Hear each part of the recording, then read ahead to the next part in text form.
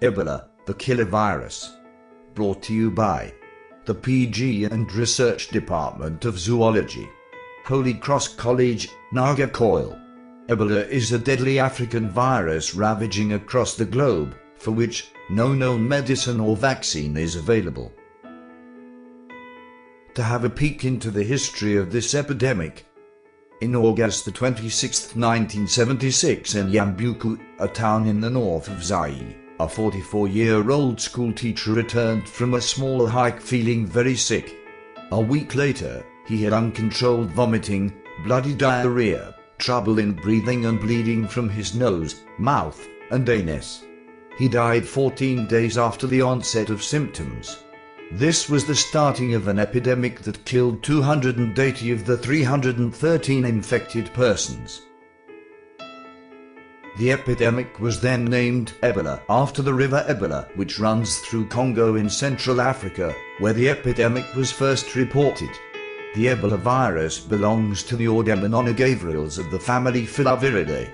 4 subtypes of the Ebola virus have been identified: Ebola Zaire, Ebola Sudan, Ebola Ivory Coast, which affects human beings, and Ebola Western, which affects primates and non-primates.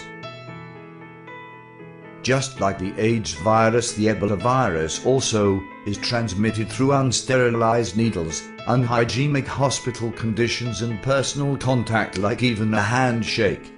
This is an airborne disease, but the organism which carries it naturally, without being infected, has not been identified. The virus affects humans, gorilla, chimpanzees, and monkeys. The suspected vectors are fruit bats, primates, and also reptiles. Mosquitoes, ticks, and birds are suspected to be carriers of this virus. The onset of this African hemorrhagic illness is abrupt, and it comes in suddenly without notice. The incubation period of the virus is 2 to 21 days. The infections are acute and mostly deadly.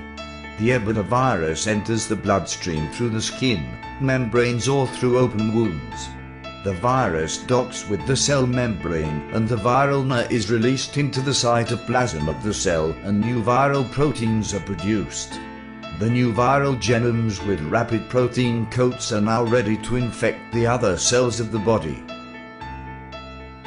The virus now targets the small capillary vessels of our body and attaches to their walls. The walls are so affected that it causes leakage of blood and serum into the surrounding tissues. When white blood cells of the body attack the virus, they dissolve, releasing a chemical into the bloodstream. This chemical signals the release of other chemicals like pro-inflammatory cytokines, procoagulants, and anticoagulants. These injure the blood vessels even more, resulting in permanent bleeding, which is even worse. Eventually, the entire body starts leaking and dissolving. The first symptoms of Ebola hemorrhagic fever are severe headache, weakness, and muscle aches. As the disease progresses, the person experiences severe vomiting, abdominal pain, diarrhea, pharyngitis, conjunctivitis, and external bleeding. The body temperature becomes very high so that fever and chillness set in. The pathway of Ebola virus through the human body is said to start with problems relating to the upper part of the body, from way up the head. The first symptoms begin from day 7 to day 9. On day 10, fever sets in along with vomiting. On day 11, bleeding starts from the nose, mouth, and the anus. And after day 12, the person loses consciousness, and there is also massive internal injury and bleeding. Eventually, the diseased person dies.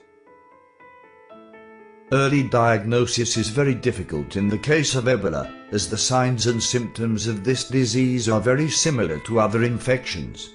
But laboratory tests like PCR and ELISA can be carried out at the later stages to detect the virus. It is indeed discouraging that no standard treatment is available for Ebola. Patients can only be given supportive therapy like treating infections which accompany the disease, balancing their body fluids and electrolytes, and also maintaining oxygen status and blood pressure. As there are no medicines for this killer virus, it is extremely important that everyone, including children, are made aware of how to best avoid being infected by Ebola. It is important to avoid physical contact with people with signs and symptoms of this hemorrhagic fever. Do not forget to wash your hands many times a day with soap and water. Avoid shaking hands with people. Instead, a fist bump would be the best. Keep away from fruit bats, monkeys and dead animals, as they can be carriers of the virus. Cook food very well, and it would be safer to avoid bush meat. After the death of an Ebola patient, it is scary that the virus would still be contagious in the body fluids for many days to come. Hence, burial should be done with extreme caution. Care should be taken in handling and transporting the dead body or remains. Please make it sure that cultural practices or religious belief do not hinder in incinerating the body, as well as all things associated with it, because incineration is the only way of ascertaining that the virus has been destroyed. Formally, scientists announced that they have successfully vaccinated monkeys against the deadly Ebola virus. But the Ebola vaccine which they prepared was based on a 1976 strain of the Zaire species of Ebola, which cannot protect us from the two species that affect human beings.